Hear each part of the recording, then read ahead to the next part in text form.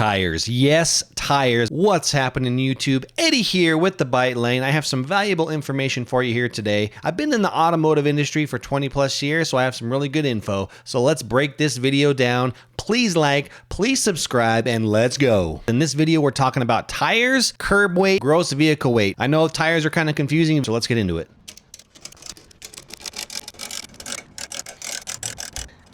Has a 255/35 R21, so it's 255 millimeters wide.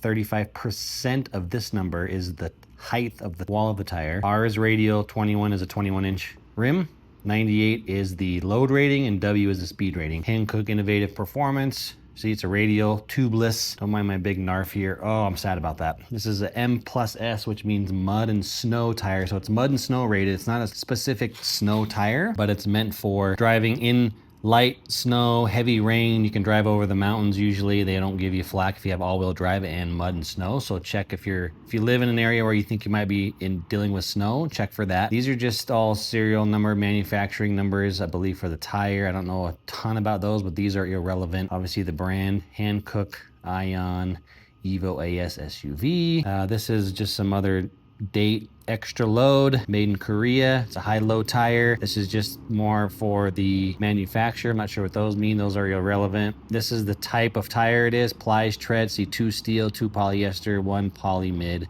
Sidewalls, 2 polyester. That's the radial type of tire, what it's made out of. Very, very strong.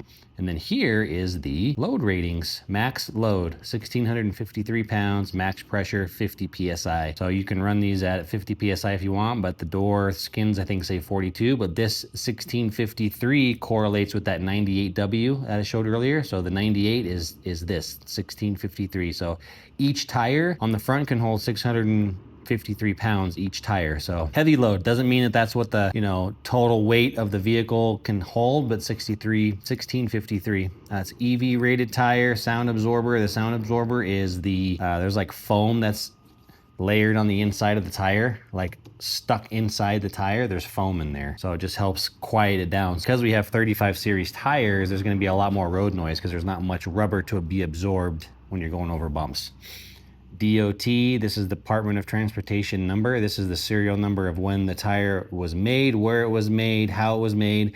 And this number right here, which is really, really cool, this is the production date. This is the 37th week of 2024 when this tire was made. So pretty good. And you keep spinning. We go back to Hankook Ion Evo AS again. It's on there twice. And then we come to this one, which is really interesting. It's tread wear 600, really, really high. So that means it's a low wearing tire. It's going to take a lot to wear this tire out. The rubber itself is very stiff and hard. So you actually lose traction, but it is an A traction and an A temperature. If it's a really good traction, it's a double A temperature. So usually a double A, this will be a lower number. So the softer the rubber is going to be a lower number here. So it's going to be quieter and ride nicer. So this will give you the highest wear. The higher than this number on the tread wear, the harder the rubber, the longer the tire is going to last you. And then these are all the little symbols of what it can do. Sun, rain, snow, fall, dry, I guess is what those are. And you come back again, back to the size where we started, 255/35 R21. And this is the front. So the rear is a 275/35 21. So technically the rear is a little bit taller because the second number is a percentage of the first number. It's 35% of this number. So the back tires are just going to be a tiny bit taller. So I hope that was interesting. There you go. So you can see the sidewall here. So this is a 35. So it's 255 width here, right? It's 255 millimeters wide, but it's only 35% of that width is the height. So this is going to give you a much rougher ride. As you can feel, a more performance ride because you don't have much sidewall give. You don't have as much squish to give you that nice comfort ride, but it also helps for cornering, accelerating. You want a much stiffer tire when you have a performance type car, which is the performance model Tesla. Now, when you go over to this one for the Honda, look how much bigger it is. I mean, the sidewall is huge. So when you hit a bump, it can squish. Rides much nicer. That's why big trucks, big SUVs usually ride nicer, but these bigger SUVs now are coming with 22, 23, 24-inch rims. So the sidewalls are getting thinner. So that's causing a more rough ride. So that's why a lot of people, when they switch vehicles, they go from one vehicle to another and they notice like, man, this car rides a little rougher. It's a little bit harder to ride. It's because your tires. Tires. Most important part of your car. If you don't have the right kind of tire on on the ground to stick you, slow you down, accelerate you, all of that. The tread designs make a big deal. I mean, they put all this information, all this time and effort, these manufacturers, into tires for your car. So make sure you get the right ones. But you can see pretty big difference. A 16-inch wheel versus a 21-inch wheel, but the tires themselves are dang near circumference-wise just about the same. These ones are actually a little bit bigger circumference just because of this sidewall. The second number, 70% of the width, 235 wide, first number, width, second number, percentage of the width. And then R is a radial 16-inch wheel, 21-inch wheel, super thin on the side, rougher ride, better performance. So there's a give and take with everything. So hope that helps, guys. All right, so I hope that helped kind of break down some of the basics. Now on my Tesla, in mine in particular, the rears are actually wider on the back and then skinnier on the front just because it's the performance model. So when you're accelerating, because the car is going to lift, like tilt back a little bit, so you need a little bit more grip on the rear of the car. So they're wider on the rear, a little bit more narrow on the front, but the speed rating is the same. Load rating is a little bit different. The rears are able to handle a little bit more of a higher load than the fronts, which is pretty typical, as you can see in the video, just the different sizes. So now let's get into how do you rotate a vehicle with staggered tires, and if they are all the same, like 98% of most vehicles have the same size tires all around the car. I'll show you the way that you're properly supposed to rotate those as well. So let's get into it. Next, let's talk about rotating your tires all around your car. So there's a bunch of different ways. A bunch of people are probably giving me flack for this. For me, only one way to do it correctly, and I learned this a long time ago in automotive. I've done this on every single car I've owned. Trust me, I've owned over 27, 28 vehicles in my 25 years of driving. So let's not talk about that. That's a different video. Never had an issue with tires, never had a blowout, never had any sort of issue with doing it this particular way. However, there is exceptions. Just like this Model Y Performance, they're staggered tires. So most people just go, well, I can't rotate them. I'm done. Never rotate. They just leave them on there. They just run them and they blow them up and they're done. But you can rotate them. So I'm going to show you the correct way to rotate staggered tires. Trust me, this is not an issue. The only exception to this with a staggered tire is directional tires. If they're directional, you can't do it this way unless you flip the wheel, flip the tire around on the rim itself. So let me show you that right now. So since they're staggered, you're going to take this wheel, right rear, and you're going to just take it off and you're going to mount it and put it on the other side. And take that one on this side, flip it and put it on this side. Now the flack that I know I'm gonna get, people are gonna say is, well, now it's rotating the other way. See, it was rotating this way. So if you put it on the other side, now it's rotating more the other way. They're saying, oh, it's gonna fall apart. The tread's gonna come apart, fly apart because it's used to going one particular way, spinning one way. Never had an issue. That's the dumbest excuse. That's old school thinking, old tires, old standard ply, not radial ply tires. These ones are non-directional. So this one we can swap. So you're just gonna swap left to right on the rear. Same with on the front. You're gonna take the front right, put it on the front left, and front left, put it on the front right. This is for staggered tires that are non-directional. So if it isn't a directional, if they're all the same size, cross the front two tires to the rear. So now this right front is gonna go to the back left. This left front is gonna go to the back right. You're gonna take those, you're gonna rotate them. The rear tires, you're just gonna bring straight up. So that right rear is gonna be to the right front here. So now you did that, you're driving around 5,000 miles, come around, you're gonna rotate them again. What are you gonna do? You're gonna rotate these again, right? Boom. So now that tire that was there went here, and then the next rotate, you put it up here, and then the next time you're gonna rotate it, you're gonna put it there. So the tire gets to be on every single corner of the car throughout its lifetime. Most people that do rotates just go front to back on one side. They'll just take these two and they flip them. They'll just rotate them around. That's not a good rotate. That's a lazy, cheap way of doing it. Most places they'll just take this one, put it back there, that one, put it here, and that's it. They just rotate it front to back.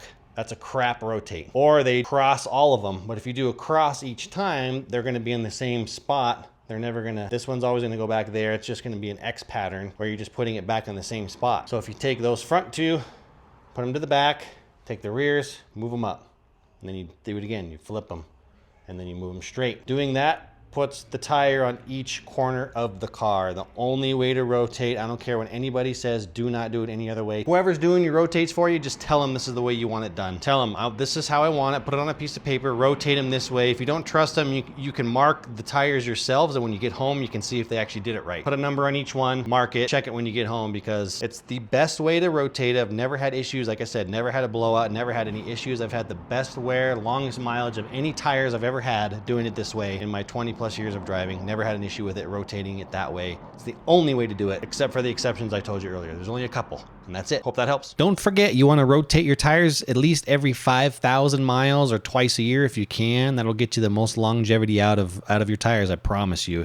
It might seem a little bit expensive to do it more often, but every 5,000 miles or twice a year, you are solid. Let's go. So you're hearing all these numbers, curb weight, gross vehicle weight rating. What the heck does all that mean? Well, essentially, curb weight is what your Tesla or your vehicle, whatever you're driving, today we're going to be talking about my Tesla, is when the vehicle's just chilling there. Nobody's inside of it. It's full. All the fluids are full. Wiper fluid. That's about it. It's only fluid I think you need in here. So if it's completely empty, there's no cargo inside, it's just the vehicle just chilling on the road. I'm going to show you how to calculate that number here in a minute without having to go on Google and look up the information, even though that's pretty accurate anymore. But I want to be able to show you guys on the vehicle. Everything's there. Everything's on the car, tells you all the information. And then the gross vehicle weight rating, the heck is that? GVWR, gross vehicle weight rating. Well, this is the maximum capacity the vehicle can weigh and safely drive down the road with family, friends, dogs, snacks, waters, whatever you guys have in the vehicle, the maximum it can weigh to be the safest. First thing I want to show you is curb weight, how to calculate curb weight. And I'm going to show you the gross vehicle weight sticker. There's two stickers on the car that are super important. The first one here is your gross vehicle weight. This is like has your VIN number, has all the information of the car on weight ratings and tire ratings. Now, most of the time, they're usually always down in this area on most cars. Sometimes they're on the side. That's the tire label. We'll go to that one next, but they're usually here or on the door panel. Really just depends on the model, but they're usually all within this on the driver's side area that you want to look for. So this one here we want to look at. We've got, there it is. Gross vehicle weight rating is 5,252 pounds. So that's the most weight of the vehicle and all the passengers. That's the maximum you can weigh to safely drive down the road with the specific tires that are on the vehicle, which we talked about earlier. So how do you find out curb weight? Well, you're going to take your gross vehicle weight of 5,252 pounds and come up here to the tire label. Now the tire label has a lot of information, but the big one here is the combined weight of the occupants and cargo should never exceed 826 pounds. So you take 5225 minus 826, and that gives you 4,403 pounds is the curb weight of this Model Y Performance when it's just chilling with no cargo. So what does that mean for the rest? So let's look back up here at the tire label. So you have your tires. Front, you have your tire size, and then your PSI, super high PSI, just because it's a pretty heavy vehicle. 4,400 pounds, that's heavy. Rear, 275, 35, 21. Like I explained earlier in the video, the different sizes on this particular vehicle and what those numbers mean. So all your information's right there. So it gives you your cargo rating of how much you should be able to have in the car. All passengers, all dogs, all snacks, all water, all everything, all cargo cannot exceed 826 pounds.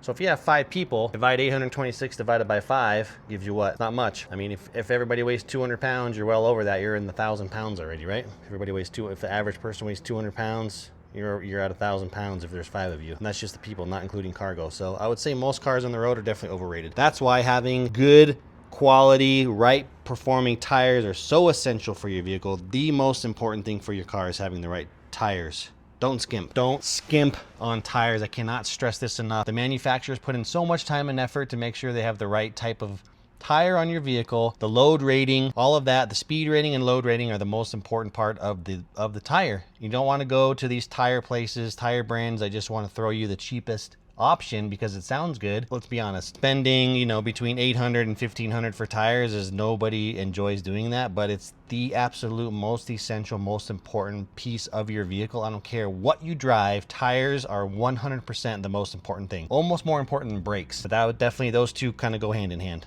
Tires and brakes, because literally the tire is sticking you to the ground. If you don't have good tread, right load rating, right sizes, you're not going to be able to stick to the road correctly. So when it's wet, snowy, dry, hot, cold, all that determines on the specific tire. That's why they do so much R&D on specific tires for every model. All these manufacturers reach out, they do a bunch of testing, and they find the best tire for the car. So try to stick with the OEM, original equipment manufacturer, the OEM tire that came with the vehicle from the factory or something equivalent. There's a lot of other options. You don't have to go specifically OEM, that particular brand. Just make sure you're getting the right size, load rating, speed rating when you're looking for tires. All right, appreciate you guys. Let's go. I appreciate y'all watching. I hope you really found that very informative. I know there's kind of a lot in there: tire size, all the specs, gross vehicle weight, curb weight, but now you're going to be a lot more informed when you come up in conversation. You can kind of spew it to your friends and family and say, hey, you know what I just learned? I learned this pretty cool stuff. Let's go out to your car and check it. Please like, please subscribe. You guys know what to do. We'll catch you on the next one. Check out my other videos and we'll be back. Peace out.